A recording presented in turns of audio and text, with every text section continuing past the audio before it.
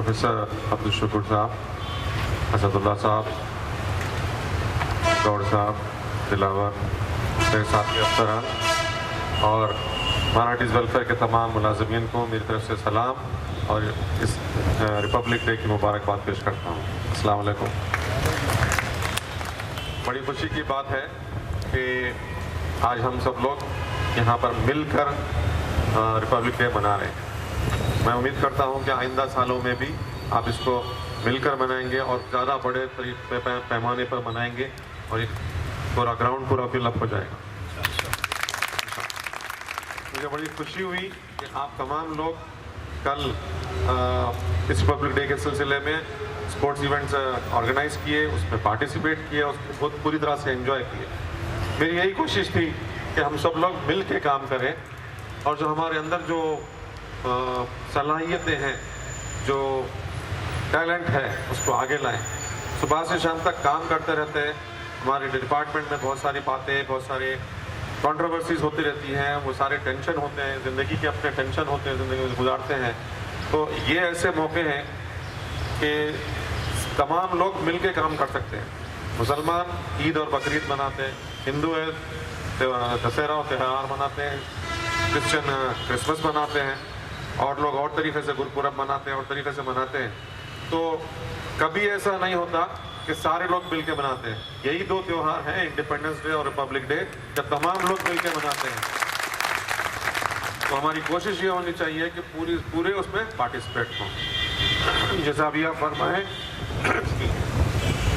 Minorities welfare department is a very important department, क्योंकि India की जो यूनिकनेस है वो इसकी यूनिटी इन डाइवर्सिटी है।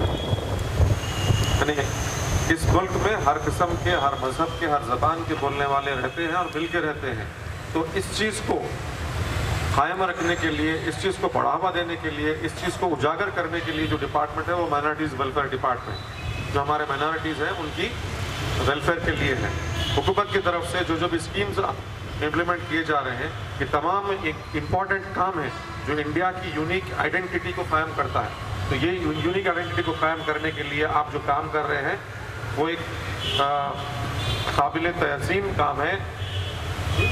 सबके लिए बाइस फख्र काम है कि आप हिंदुस्तान की यूनिटी का अलंबरदार हैं।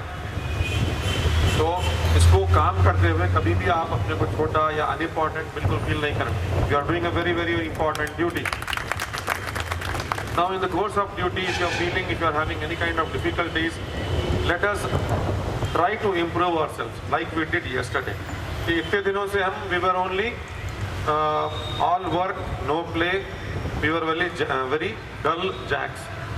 Yesterday we have shown that whatever talent is available in you, तो वो टैलेंट आप अपने स्पोर्ट्स फील्ड पे दिखाएं। वही टैलेंट आप अपने डेस्क पे भी दिखा सकते हैं। You have got all that talent. तो बेहतरीन तरीके से आप इसको इम्प्लीमेंट कर सकते हैं। हुकूमत की तरफ से जो पॉलिसीज़ हैं, स्कॉलरशिप है और वेलफेयर स्कीम्स हैं, वक्फ बोर्ड के ज़रिए, रिजर्वेशन प्रमोशन ऑफ कल्चर है, उर्दू अकेडमी के ज़रिए, बच्चों को तैयारी कराना है CEDM के ज़रिए, माइनॉरिटी स्टडी सर्कल के ज़रिए, तब बच्चों को नौकरी दिलवाना है। ये तमाम चीज़ें जो है ना, आपके ज़रिए अगर एक बच्चा भी, एक शख्स को भी नौकरी मिले, एक शख्स भी आगे बढ़ पाए, एक वक्त इंस्टीट्यूशन का भी इम्प्रूवमेंट हो पाए, उसकी इनकम बढ़ पाए, तो ये बहुत इंपॉर्टेंट चीज़ें हैं। स्कॉलरशिप के ज़रिए कोई बढ़ के आगे निकल जाए, ये बहुत इंपॉर्टेंट चीज़ है।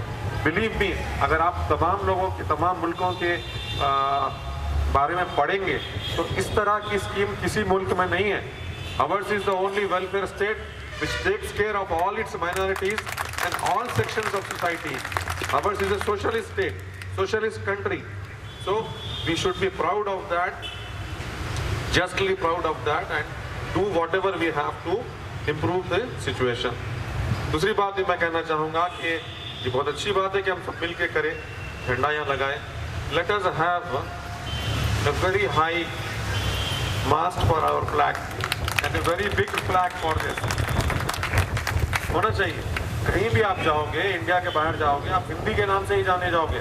हिंदुस्तान का नक्शा आपकी पहचान है, हिंदुस्तान का झंडा आपकी पहचान है।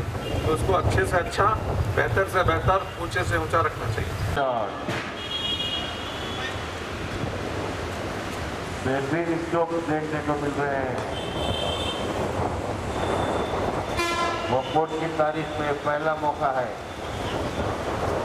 ये अच्छी क्रिकेट हमको देखने में मिल रही है। और नॉक सेक्शन और बोर्ड का मैच होने वाला है।